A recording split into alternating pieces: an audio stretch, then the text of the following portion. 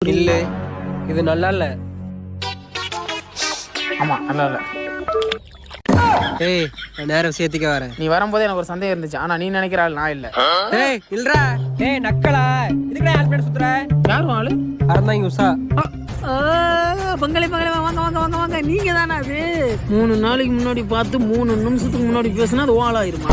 நக்கலா பேசுறீங்க. அறந்தாங்க இருக்கேன்.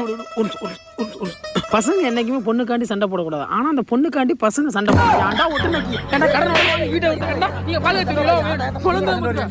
ஹெல்ப் பண்ண சுத்திட்டு இருக்கான் அதான். அவன் தானே யாழ் முன்னாடி இருக்கடா நாயலா எந்த ஒரு பிள்ளடா அறந்தாங்க உஷா.